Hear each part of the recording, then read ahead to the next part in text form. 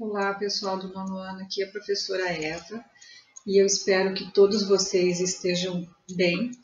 E o nosso encontro de hoje, a nossa aula de hoje, é para nós concluirmos o conteúdo do capítulo 3 do nosso livro, que fala sobre os aspectos naturais da Eurásia. E como a gente havia combinado em aula, nós vamos colocar esses aspectos separados. Vamos falar primeiro da Europa e depois da Ásia, já como eu fiz na aula que vocês receberam anteriormente. Então, hoje a gente vai começar falando sobre o clima e a vegetação do continente europeu. E aqui eu coloquei os dois mapas, um mostrando o clima e outro a vegetação, para que vocês tenham, assim, façam a relação entre esses dois aspectos. O que é importante a gente lembrar quando a gente fala dos aspectos climáticos e das formações vegetais da Europa?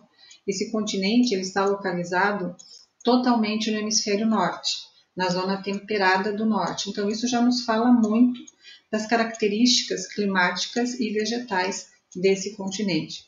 O que a gente vai encontrar, o que a gente vai observar? A parte norte do continente europeu é uma região extremamente fria, onde a gente vai ter o clima polar e subpolar.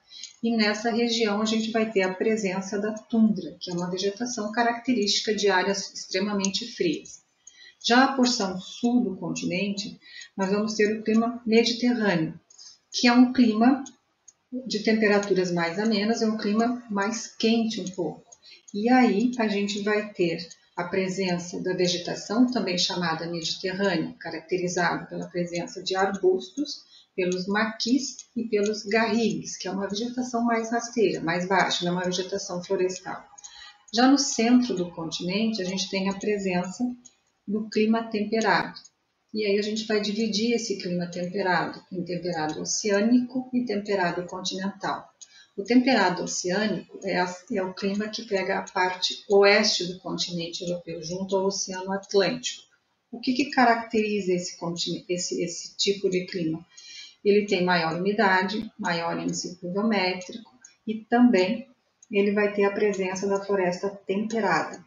Já o clima temperado continental, que fica na parte centro-leste do continente, ele é caracterizado por temperaturas mais rigorosas, pelo clima mais rigoroso um pouco. E aí a gente vai ter a presença da taiga, que é ou a floresta de coníferas, que é a mesma coisa.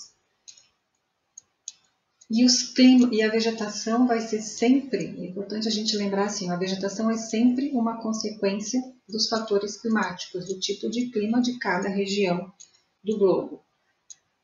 No que diz respeito à hidrografia do continente europeu, é importante a gente lembrar que esses rios, eles desempenharam um importante papel no povoamento desse continente. Eles sempre foram grandes eixos de ligação, de comunicação entre as diferentes áreas do continente europeu e proporcionaram o crescimento de grandes cidades ao longo de suas margens.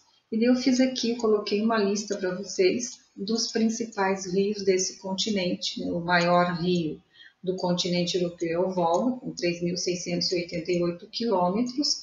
O Ruhr, que tem uma importância econômica bastante expressiva, porque ele abriga o maior parque industrial do continente europeu e um dos maiores parques industriais do globo.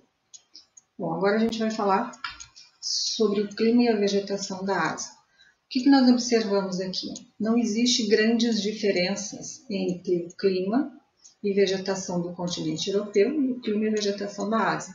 Algumas diferenças que nós vamos observar aqui. Primeira delas, a posição geográfica desse continente vai proporcionar que a parte sul da Ásia seja uma região mais quente, onde a gente vai ter o clima tropical e equatorial e a presença das florestas equatorial e tropical. E também uma outra diferença importante é que a gente tem áreas de desertos quentes e desertos frios no continente asiático, o que nós não vamos encontrar no continente europeu. Uma outra curiosidade também com relação ao clima da Ásia é a questão das monções, que são ventos. Em alguns lugares vocês podem até encontrar o clima de monções. Ele não é um tipo de clima, ele é um vento que vai interferir, especialmente na região sudeste do continente asiático. Como é que ele atua nessa região? Durante o inverno, esses ventos vão soprar do continente para o oceano. É um período que essa região vai ter menos chuva, é um período de estiagem. Já o contrário vai acontecer durante o verão. Esses ventos eles vão soprar do oceano para o continente, levando maior umidade. Então, é um período de muita chuva, é um período de grandes enchentes, mas ele tem uma importância muito grande para essa região, uma importância econômica, porque ele também regula a questão do cultivo do arroz no continente asiático, nessa região do continente asiático. No que se refere à hidrografia desse continente, também é um continente que tem uma grande quantidade de rios, e esses rios, a gente chama, eles têm um regime misto, ou seja, recebem água do derretimento das neves e também da chuva. E, além da importância econômica do transporte de pessoas, de mercadorias, alguns desses rios têm significado religioso, como é o caso do rio Ganges na Índia, que é um rio considerado sagrado pelo povo hindu. E aqui também eu fiz uma lista dos principais rios desse continente, o Yangtze-Kiang, que é o mais extenso destes rios no continente. É importante a gente lembrar que em todas as áreas do globo, os rios eles exercem uma importância econômica muito grande. Eles servem como meio de transporte, eles servem para irrigação de lavouras, então não só na Ásia e na Europa, eles têm essa importância. Bom, pessoal, então com isso a gente termina o conteúdo do capítulo 3.